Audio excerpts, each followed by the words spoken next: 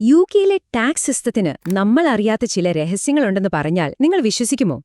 HMRC, അതായത് ഇവിടത്തെ tax authority, സാധാരണക്കാരായ നമ്മൾ അറിയരുതെന്നാഗ്രഹിക്കുന്ന ചില കാര്യങ്ങൾ, പ്രത്യേകിച്ചും നമ്മൾ കഷ്ടപ്പെട്ട് സമ്പാദിക്കുന്ന ശമ്പളത്തേക്കാൾ വളരെ വ്യത്യസ്തമായാണ് ആസ്തികളെ, അതായത് അസറ്റ്സിനെ ഇവർ കൈകാര്യം ചെയ്യുന്നത്. അപ്പോ അതെങ്ങനെയാണെന്ന് നമുക്ക് നോക്കാം. അപ്പോ എങ്ങനെയാണ് ശരിക്കും ഈ വലിയ പണക്കാരൊക്കെ ടാക്സ് കുറച്ചു കൊടുക്കുന്നത്? അതിന്റെ ഉത്തരം വലിയ ശമ്പളത്തിലല്ല കേട്ടോ, മറിച്ച് അസറ്റ്സ് എങ്ങനെ കൈവശം വെക്കുന്നു, അതിൽ നിന്ന് എങ്ങനെ നേട്ടമുണ്ടാക്കുന്നു എന്നതിലാണ്. അതെങ്ങനെയാണ് വർക്കാവുന്നതെന്ന് നമുക്കൊന്ന് വിശദമായിട്ട് നോക്കാം. ഓക്കെ, അപ്പൊ നമുക്ക് നേരെ കാര്യത്തിലേക്ക് വരാം. UK ടാക്സ് സിസ്റ്റത്തിന്റെ ഒരു ബേസിക് പ്രിൻസിപ്പിൾ എന്താണെന്ന് വെച്ചാൽ, നിങ്ങൾ ശമ്പളം വാങ്ങുന്ന ആളാണെങ്കിൽ നിങ്ങൾക്ക് നല്ല കനത്ത നികുതി വരും. അതേസമയം നിങ്ങളുടെ സമ്പത്ത് അസറ്റ്സിലാണെങ്കിൽ നികുതി വളരെ കുറവായിരിക്കും. ഈ സ്ലൈഡിലേക്കൊന്ന് നോക്കിക്കേ. ഉയർന്ന ശമ്പളക്കാർക്ക് 45% വരെ നികുതി വരാം. ചില സമയത്ത് ഇത് 60% വരെ പോകാറുണ്ട്. എന്നാൽ നിങ്ങളൊരു അസറ്റ് വിൽക്കുമ്പോൾ കിട്ടുന്ന ലാഭത്തിന്, അതായത് ക്യാപിറ്റൽ ഗെയിൻസിന് കൊടുക്കേണ്ട മാക്സിമം ടാക്സ് എത്രയാണെന്നറിയോ? വെറും 24%. എന്തൊരു വ്യത്യാസമാണല്ലേ?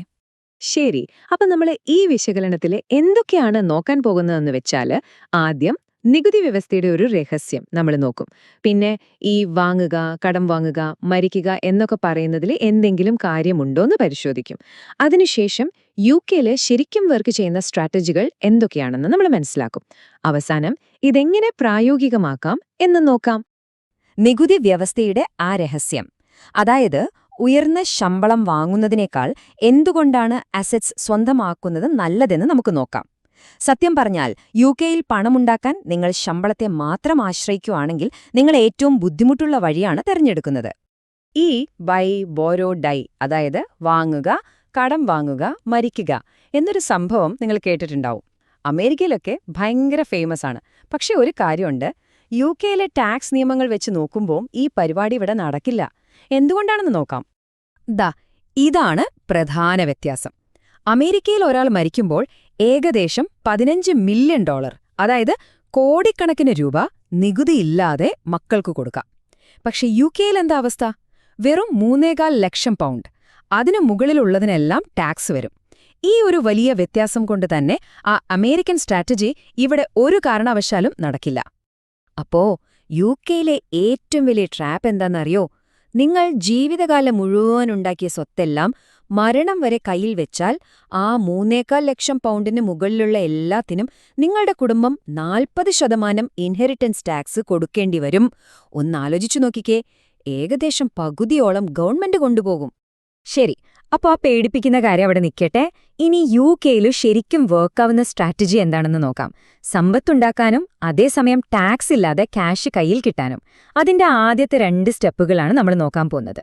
അപ്പോ ഇതാണ് UK ശരിക്കുള്ള പ്ലാൻ. അമേരിക്കയിലെ പോലെ ബൈ ബോറോ ഡൈ അല്ല. പകരം വാങ്ങുക, കടം വാങ്ങുക, വിൽക്കുക, സമ്മാനമായി നൽകുക. ഈ 4 ഘട്ടങ്ങൾ വളരെ പ്രധാനപ്പെട്ടതാണ്. ഇതിലെ ഓരോന്നും എന്താണെന്ന് നമുക്ക് വിശദമായി നോക്കാം. ഓക്കെ, ഇത് മനസ്സിലാക്കാൻ നമുക്കൊരു സിമ്പിൾ എക്സാമ്പിൾ എടുക്കാം. ആദ്യത്തെ സ്റ്റെപ്പ്, നിങ്ങളൊരു പ്രോപ്പർട്ടി വാങ്ങുന്നു. ഒരു ഉദാഹരണത്തിന് നിങ്ങൾ 2 ലക്ഷം ഒരു വീട് വാങ്ങിയെന്ന് വെക്കുക. ഒരുപക്ഷെ നിങ്ങൾ കയ്യിൽ നിന്ന് ഒരു £20,000 ഡെപ്പോസിറ്റ് കൊടുത്താൽ മതിയാവും. ബാക്കിയൊക്കെ ലോണാണല്ലോ. അങ്ങനെ ഒരു 20 വർഷം കഴിയുന്നു. സ്വാഭാവികമായും ആ വീടിന്റെ വില കൂടും, അല്ലേ? നിങ്ങളുടെ സമ്പത്ത് പേപ്പറിൽ കൂടുന്നുണ്ട്. പക്ഷെ നിങ്ങൾ ആ വീട് വിൽക്കാത്തതുകൊണ്ട് ഈ സമയത്ത് ₹1 പോലും ടാക്സ് കൊടുക്കണ്ട. ഇനി നമുക്ക് സങ്കൽപ്പിക്കാം, 20 വർഷം കഴിഞ്ഞ് ആ പ്രോപ്പർട്ടിയുടെ വില £1 മില്യൺ ആയി, അതായത് £10 ലക്ഷം. നിങ്ങളുടെ സമ്പത്തിൽ £8 ലക്ഷം ഒരു വലിയ വളർച്ചയാണ് അവിടെയുണ്ടായത്. ഇനി വരുന്ന നമ്മുടെ സ്ട്രാറ്റജിയിലെ രണ്ടാമത്തെ ഏറ്റവും പ്രധാനപ്പെട്ട സ്റ്റെപ്പ്, കടം വാങ്ങുക. അതായത് ആ പ്രോപ്പർട്ടി വിൽക്കാതെ തന്നെ അതിൽ നിന്ന് കാശെങ്ങനെ ഉണ്ടാക്കാമെന്ന് നോക്കാം. നിങ്ങൾ ആ പ്രോപ്പർട്ടി ബാങ്കിൽ വെച്ച് റീഫിനാൻസ് ചെയ്താൽ ഒരു £6 ലക്ഷം വരെ നിങ്ങൾക്ക് പണമായിട്ട് കയ്യിൽ കിട്ടും. ഇതിലെ മാജിക് എന്താണെന്ന് വെച്ചാൽ, ഈ £6 ലക്ഷം നിങ്ങളൊരു പൈസ പോലും ടാക്സ് കൊടുക്കണ്ട. കാരണം കടം ഒരു കാലത്തും വരുമാനമല്ല. കിടുവല്ലേ? ശരി, വാങ്ങുന്നതും കടം വാങ്ങുന്നതും നമ്മൾ കണ്ടു. ഇനി UK സ്ട്രാറ്റജിയിലെ ഏറ്റവും നിർണായകമായ അവസാന 2 സ്റ്റെപ്പുകളിലേക്ക് പോകാം. ഇതാണ് ഇൻഹെറിറ്റൻസ് ടാക്സിൽ നിന്ന് നമ്മളെ രക്ഷിക്കുന്നത്. ഈ ചാർട്ടിലേക്ക് ഒന്ന് നോക്കിക്കേ. ഇതാണ് ഈ കളിയുടെ ഏറ്റവും പ്രധാനപ്പെട്ട പോയിന്റ്. നിങ്ങൾ മരിച്ചതിനു ശേഷം നിങ്ങളുടെ സ്വത്ത് മക്കൾക്ക് കിട്ടുമ്പോൾ 40% ടാക്സ് പോകും. പക്ഷെ നിങ്ങൾ ജീവിച്ചിരിക്കുമ്പോൾ തന്നെ ആ സ്വത്ത് വിറ്റാൽ അതിന് വരുന്ന മാക്സിമം ടാക്സ് വെറും 24%. 40% എവിടെ, 24% എവിടെ? വലിയ വ്യത്യാസമില്ലേ? ഇനി അവസാനത്തെ സ്റ്റെപ്പ്, അതായത് സമ്മാനിക്കുക. ഇവിടെയാണ് 7 വർഷത്തെ നിയമം വരുന്നത്. അതായത് നിങ്ങൾ ആർക്കെങ്കിലും പണമോ സ്വത്തോ സമ്മാനമായി കൊടുത്തിട്ട് അതിനുശേഷം ഒരു 7 വർഷം കൂടി ജീവിച്ചിരുന്നാൽ ആ സ്വത്തിന് പിന്നെ ഇൻഹെറിറ്റൻസ് ടാക്സേ വരില്ല. അത് നിങ്ങളുടെ എസ്റ്റേറ്റിന്റെ ഭാഗമായി കണക്കാക്കില്ല. സിമ്പിൾ. ഓക്കെ, അപ്പോൾ ഈ സ്ട്രാറ്റജി എങ്ങനെ പ്രയോഗിക്കാമെന്ന് നോക്കാം. ഇതിൽ നമ്മൾ ശ്രദ്ധിക്കേണ്ട ചില കാര്യങ്ങളും അതേപോലെ ചില റിസ്കുകളുമുണ്ട്. അതും കൂടി നമ്മൾ അറിയണമല്ലോ. അപ്പോൾ നമ്മൾ എന്താണ് ഇതിൽ നിന്ന് പഠിച്ചത്? ഒന്നാമത്തെ കാര്യം, വെറും ശമ്പളത്തിൽ മാത്രം ഒതുങ്ങരുത്, അസറ്റ്സ് ഉണ്ടാക്കുന്നതിൽ ശ്രദ്ധിക്കുക. അത് പ്രോപ്പർട്ടിയോ ബിസിനസ്സോ എന്തുമാവാം.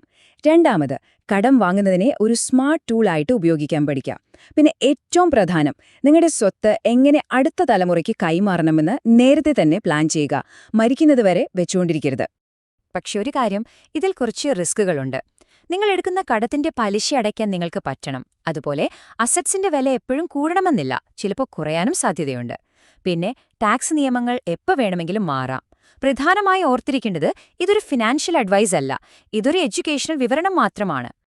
അപ്പോ നമുക്ക് ഈ ഒരു ചിന്തയോടെ അവസാനിപ്പിക്കാം.